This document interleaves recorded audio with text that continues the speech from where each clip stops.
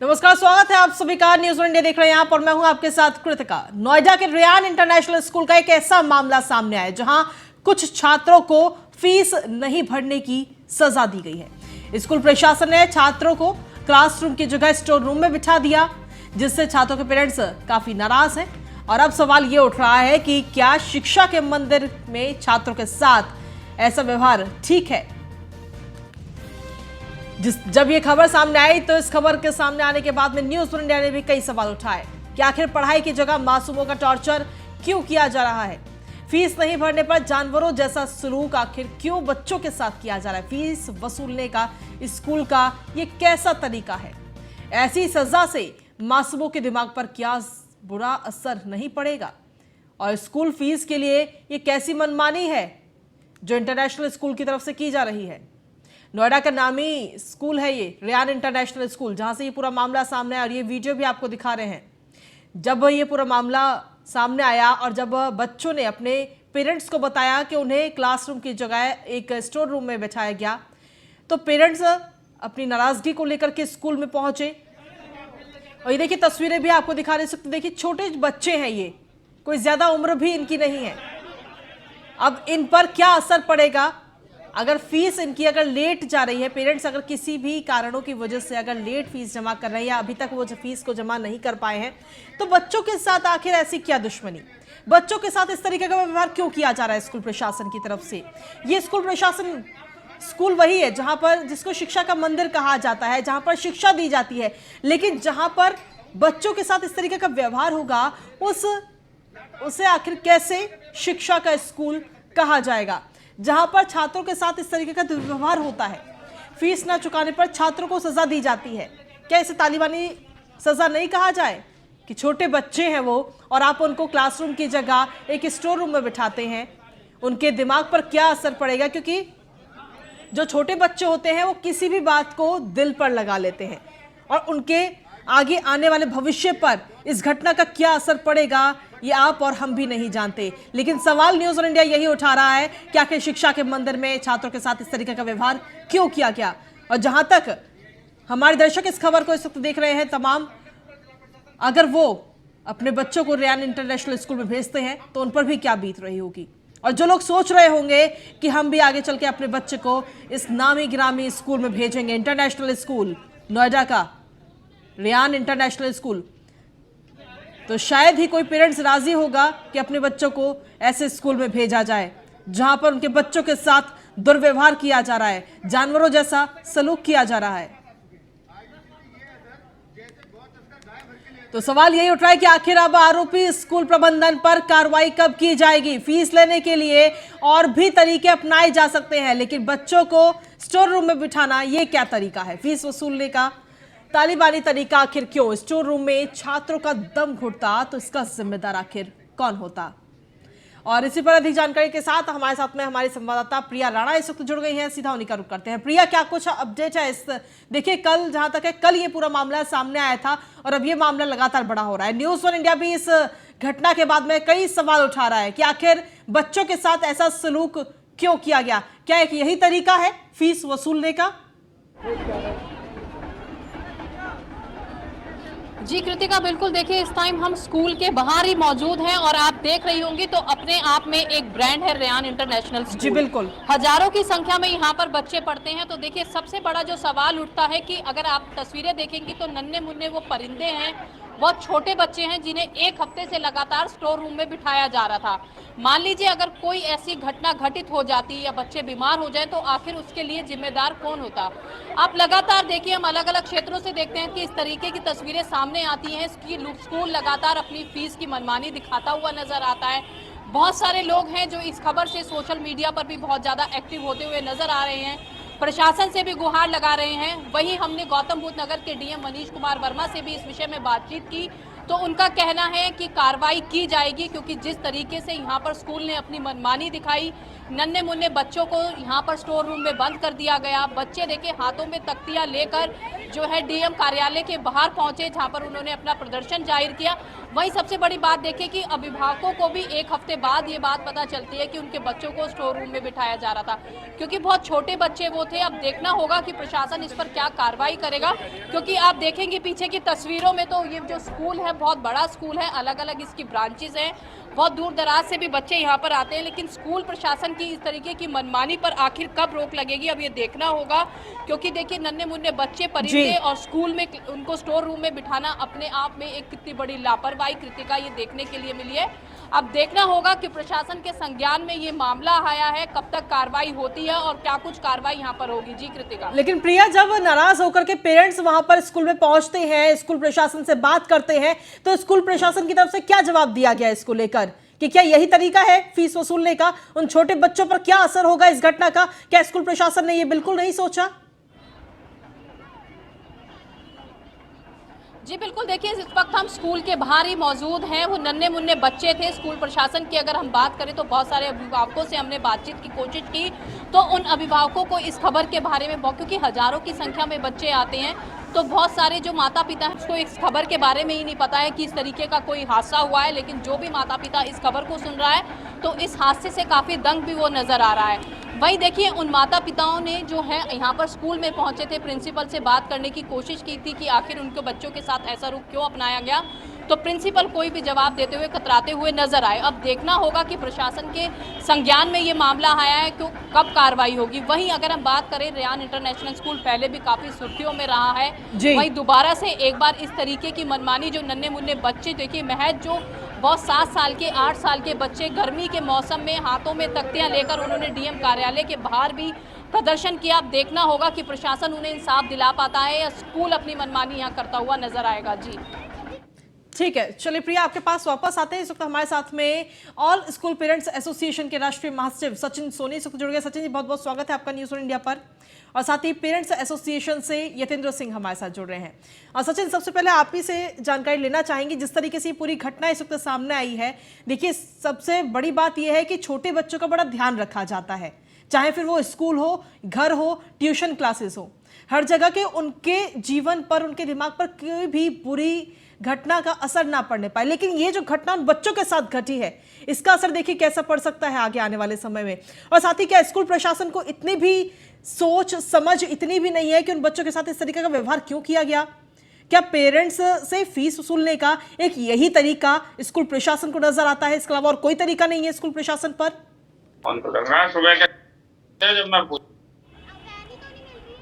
तो आपका बहुत बहुत अपने साथ जोड़ने के लिए।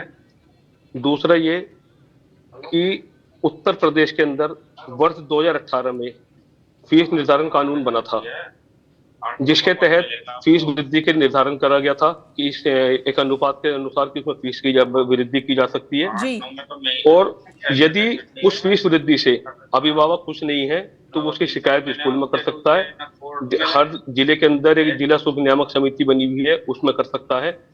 और यही प्रावधान स्कूल के साथ भी है। अगर मान लो किसी पेरेंट्स ने कोई फीस जमा नहीं करी तो वो सीधे में शिकायत कर सकता है, सुनवाई की जाती और पेरेंट्स को उन्होंने फीस जानकर नहीं रोकी थी, कोई भी विषय था, ये एफआरसी उस पर निर्णय ले लेती। लेकिन इस तरीके से बच्चों को पढ़ाई से रोकना ये सरासर गैर कानूनी है।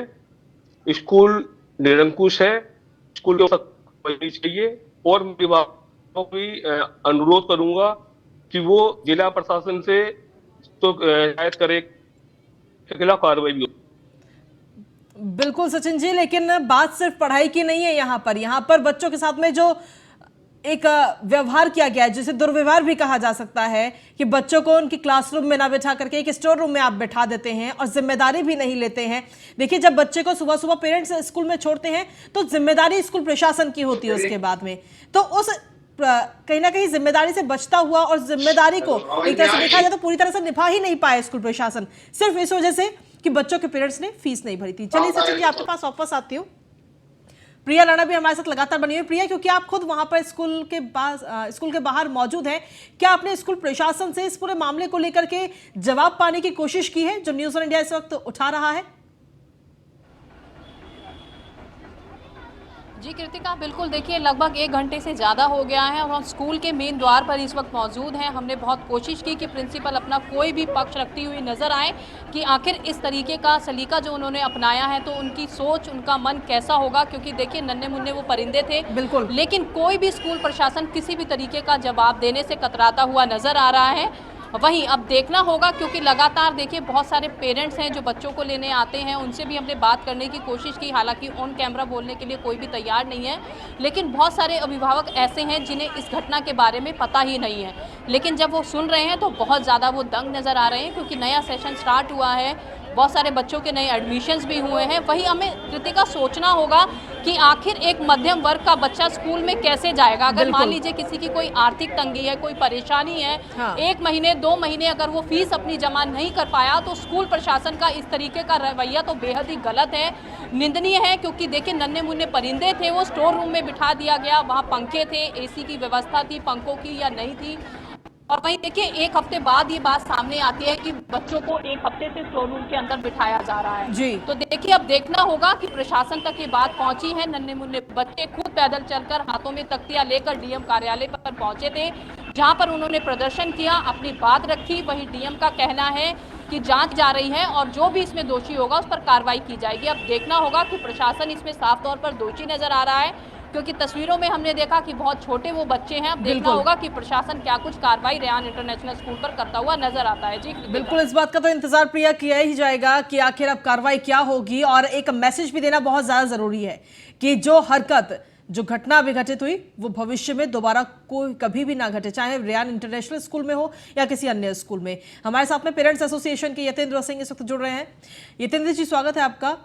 यतेंद्र जी, देखिए बहुत जो मिडिल क्लास फैमिली होती है वो एक एक पाई पूरा महीना काम करते हैं, तब उनकी तनख्वाह उनके पास पहुंचती है।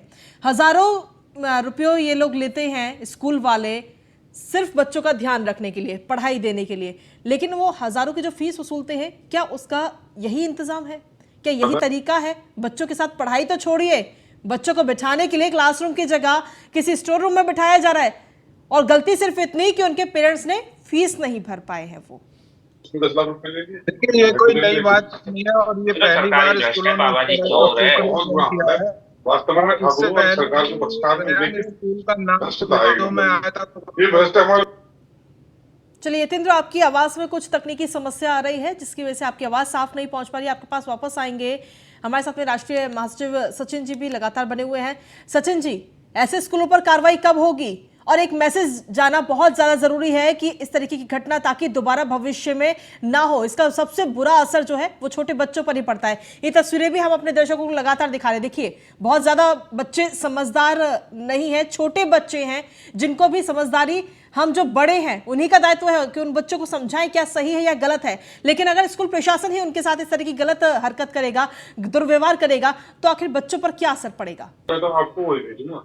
देखिए ये गैर कानूनी है, और मैं फिर कहूंगा इन पेरेंट्सों से कि आप जिलाधिकारी के पास गए हैं, ठीक है, लेकिन ये सीधे सीधे गैर कानूनी है। इसको कमिश्नरेट के पास जाकर स्कूल प्रबंधन के खिलाफ कार्रवाई की मांग करनी चाहिए। ये जे एक्ट का उल्लंघन है, इनके खिलाफ कानूनी कार्रवाई होनी चाहिए। सबसे पहले फीस देने का अधिकार पेरेंट्स का है, अगर वो फीस नहीं दी उसने तो आप पेरेंट्स के ऊपर दबाव बना सकते हैं। इस तरीके से गैर कानूनी तरीके से आप किसी भी बच्चों को पढ़ाई से वंचित नहीं रख सकते। जो फीस निर्धारण कानून है उसका उल्लंघन है, आरटीई 2009 का उल्लंघन है, जे एक्ट का उल्लंघन है। इनके खिलाफ कानूनी कार्रवाई होनी चाहिए सबसे पहले। जी, लेकिन अगर देखा जाए तो जब हमारी संवाददाता प्रिया राणा उनसे मुलाकात करने के लिए जाती है, इन तमाम सवालों के जवाब लेने के लिए जाती हैं, तो कहीं ना वो जवाब देने तक से अलग जा रही हैं, इनकार कर रही हैं। नहीं, जरूरत नहीं ना जवाब लेने की, प्रशासन अपना जवाब लेगा उनसे। जब उनके खिलाफ एफआईआर हो जाएगी तो पुलिस वाले जवाब लेंगे ना। भाई गैर कानूनी तरीके से बच्चों को कैसे बिठा सकते हैं, स्टोर रूम में कैसे बिठा सकते हैं। और इसके साथ ये भी देखना होगा कि स्टोर रूम जो उनका है वो बेसमेंट में कहाँ है। अगर बेसमेंट में, तो फिर एक और गैर कानूनी कार्य है कि आप बेसमेंट में बच्चों को कैसे बिठा दिया उसके अंदर। बिल्कुल, कहीं ना कहीं सवाल जरूर उठ रहे हैं, और अब देखना यह होगा कि आखिर स्कूल प्रशासन पर कार्रवाई कब की जाती है। प्रिया, डीएम से आपने बात करने की कोशिश की, डीएम की तरफ से क्या कुछ रिप्लाई दिया गया इस कार्रवाई को लेकर के? आखिर कब स्कूल प्रशासन पर कार्रवाई होगी? जी बिल्कुल, देखिए कृतिका, हम डीएम के यहाँ पर पहुँचे, हमने उन्हें पूरा मामला भी बताया। हालांकि मामला उनके संज्ञान में पहले से ही था, क्योंकि वहाँ पर देखिए अभिभावक और बच्चे दोनों हाथों में तख्तियाँ लेकर वहाँ पहुँचे थे। अपना प्रदर्शन उन्होंने जाहिर किया था कि आखिर उनके साथ किस तरीके से बुरा व्यवहार किया गया। तो डीएम ने कहा कि देखिए जो मामला है संज्ञान में है, जांच के आदेश दे दिए गए हैं और आगे कार्रवाई की जाएगी, स्कूल के खिलाफ सख्त से सख्त कार्रवाई की जाएगी। वहीं हम बेसिक शिक्षा अधिकारी के पास भी पहुंचे, उन्होंने भी यही कहा कि जांच पड़ताल चल रही है, जो भी इसमें दोषी पाया जाएगा उस पर सख्त से सख्त कार्रवाई की जाएगी। देखिए इसमें समझने वाली कृतिका बहुत ज़्यादा बात नहीं है, क्योंकि देखिए जो बच्चे नन्हे मुन्ने परिंदे हैं वो स्कूल में शिक्षा के लिए यहाँ आते हैं। अगर कोई बातचीत थी तो उनके माता पिता से की जाती, आखिर उन बच्चों का क्या दोष था। तो देखना होगा कि प्रशासन जागा है या क्या कार्रवाई करेगा, क्योंकि देखिए हमने तस्वीरों में अगर देखा कृतिका तो बहुत छोटे बच्चे थे। सोचिए उनके दिमाग में एक तस्वीर बनी होगी, उस चीज़ को उन्होंने सोचा होगा कि उनके साथ स्कूल में कैसा दुर्व्यवहार किया गया। हो सकता है कि बच्चों के मन में डर भी हो कि उनको देखिए स्टोर रूम में बिठाया गया।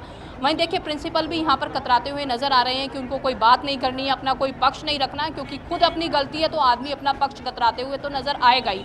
अब देखना होगा, क्योंकि देखिए पूरा मामला अब डीएम के पास पहुंचा है, तो वहां पर क्या कार्रवाई होगी कृतिका, अब हमें ये देखना होगा। जी कृतिका। चलिए ठीक है, शुक्रिया प्रिया तमाम जानकारी देने के लिए। तो इस घटना के सामने आने बाद में तमाम सवाल इस वक्त न्यूज़ ऑन इंडिया उठा रहा है कि पढ़ाई की जगह मासूमों का ये टॉर्चर क्यों रियान इंटरनेशनल स्कूल की तरफ से किया गया।